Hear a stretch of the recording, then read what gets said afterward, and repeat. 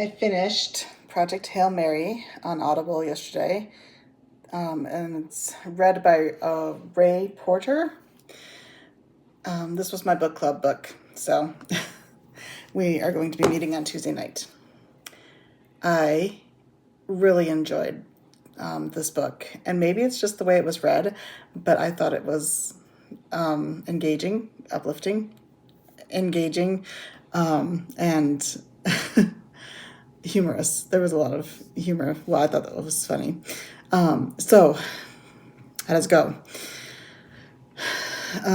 Gentleman wakes up, doesn't know where he's at, doesn't know who he is, doesn't know anything about himself, really.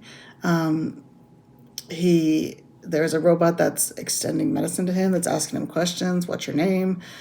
Where are you? Those type of things. He can't answer at this moment in time. So when he is finally able to get up, he sees that there are two other people with him, except that these people have long since passed. So they're pretty decayed at this point. And so he goes to try and figure out what's going on, and he starts getting flashes of memory. And finally he remembers, my name is Ryland Grace, and I am on a spaceship. I don't know why I'm on a spaceship, though. So through the flashes of memory, you start learning that he is a biologist, or was a biologist. Now he is a middle school teacher. And he's just trying to figure out how he went from simple biologist to middle school teacher to being an astronaut in a solar system that's not even ours. So he gets these flashbacks. There's this really commanderish type woman named Strat. She's introduced as Strat, and she's very deadpan, very serious type personality. So she kind of tracks him down and says she read his book where he talked about not needing life, not needing water for life. In our solar system, we do, yeah, but that may not be the case everywhere. So, and I'm not exactly sure how that plays into it, because being that it's kind of a science fiction type book, there's going to be a lot of technical terms that I don't necessarily understand, especially not being able to read the words, but just listening to them instead. Anyway, so she comes to find him based on his book that she read and enjoyed, and she decides to recruit him to study these microbes that they found around Venus and Venus's atmosphere that's causing the sun to dim. And so they call this, so he learns about this, and he's not the only one working on it, but he's the one that she recruited to work on it. So he calls it astrophage. He learns about it. Like I said, I can't go into the details on what particularly it does, because something about it was extremely hot, and it was a good energy source because it kind of consumed energy. Hard to describe if you don't really. I haven't showered today. My bangs are gross. So anyway, so he learns about this. Well, it's causing the sun to dim because it's eating the heat energy from the sun, which can destroy our world. So Strat gets the whole world on alert. It gets thrown in the news. It gets, it's world news. And so she's got people from all over working on this problem, how we're going to fix it, where did it even come from. So they discovered a star that wasn't being affected by it. And I don't even remember the name of the star's name. But that's where they decide they need to go, because they need to find out why that star isn't being affected by it. And so they need to choose their team. They need to figure out how to get the team out there without killing each other in a small space and in a spaceship that's fueled by astrophage. Well, they come up with it using a lot of technical jargon that I don't get. And Ryland's like, but how did I get to be here? Because I'm just a simple biologist. Well, he's kind of acting as Strat's like right hand man. Like she won't let the poor guy be. That's all he wants to be. So they had to test a lot of people that had a gene, looking for a gene that was coma resistant, so they could be in a coma for several years and wake up and not be harmed by it. Well, Grace was the only one who didn't pass away in that situation. So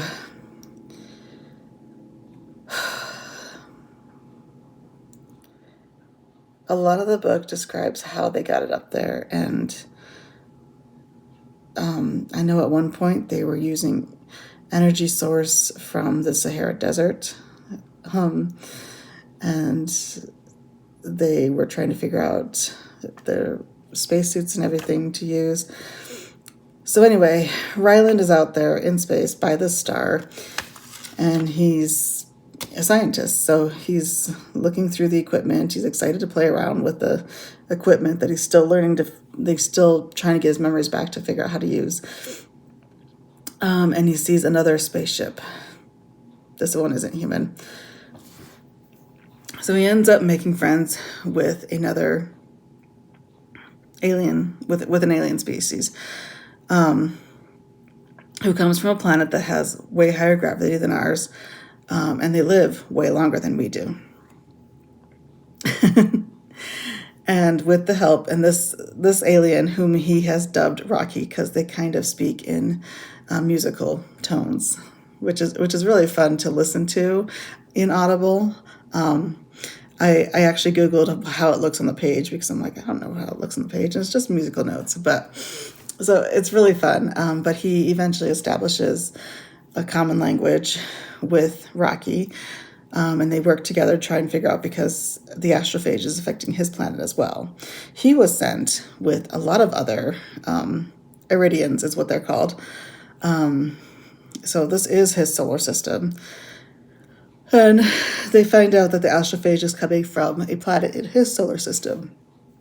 They have to get down to the planet and see if there is a predator on that planet for astrophage. And through a lot of trials, they end up getting a sample, and they're able to get it up there, and I forget what he calls them. Talmades? I don't know. Hold on.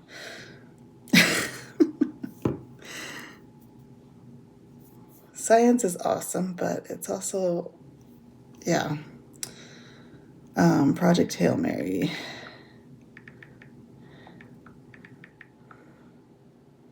The movie's coming out in the spring, so.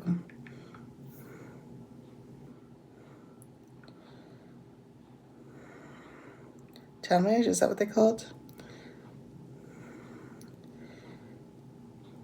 Talmiba is what he calls it, because amoeba that, and I forget why he calls it that, but so it can kill the astrophage, but then they find out that it is not, nitrogen kills it. Any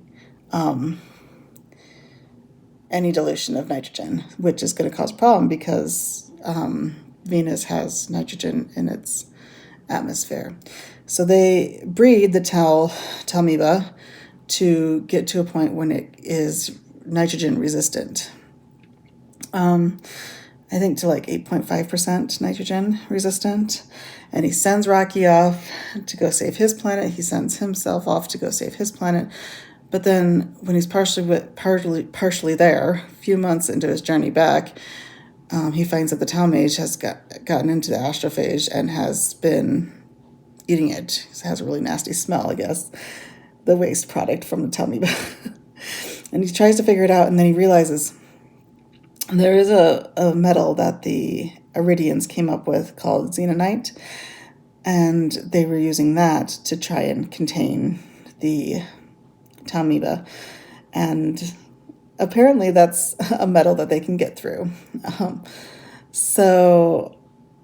Ryland has to make a choice now. Does he send the samples that he had that were like preset to head back to Earth from anywhere in the universe, and then go back and save Rocky, whose ship has likely been attacked by these Talmiva as well? Or does he just go home and figure Rocky will figure it out? Because Rocky's mostly an engineer. He's not a biologist, but he's really smart. Well, he decides to send the samples off to Earth and go back and get Rocky. It's kind of a really sweet reunion as he finds the ship finally, and he starts, he gets out in his suit and he goes out and starts banging on the spaceship, starts calling out for Rocky, and Rocky finally answers, and you could tell that he was like scared and relieved that he came back for him. So they get Rocky's ship figured out, and then Ryland tells Rocky, he's like, I'm not going to make it because there wasn't enough fuel there. I can't survive on your planet.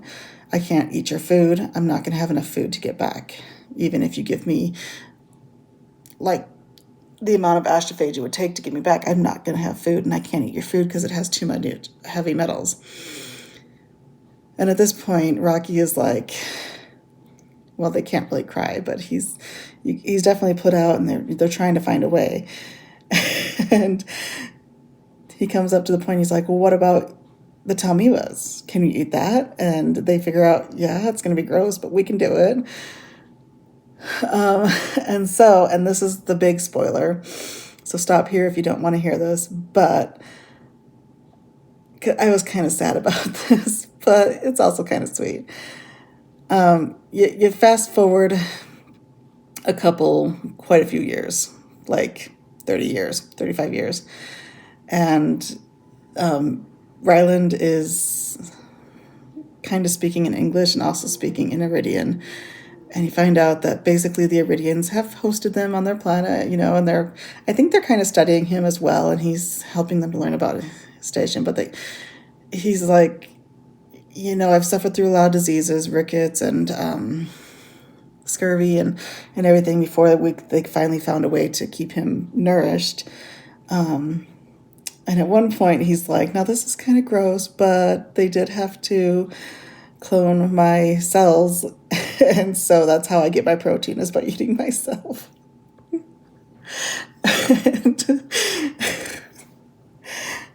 He's like, it sounds gross, but me burgers are amazing. So, but anyway, so at the very end, he's teaching a class full of little youth Iridians. And he's like, so can anybody tell me what the speed of light is? And they answer him, and it is adorable and sweet. And Rocky's like, do you think you'll ever want to go home? And he's like, I don't know at this point, because he's an old man. He's aging in Earth years. The Iridians live for hundreds of years, and he's just aging. They've done their best to keep him in a little bubble, kind of like Sandy Cheeks down in Bikini Bottom. But so, I mean, it's a really sweet book. It's really fun, and I really enjoyed it, and I can't wait to discuss it on Tuesday with my book club. But if there's something that you want to say about it, go ahead and put it in the comments. It's a really sweet book. I recommend it. 5 stars.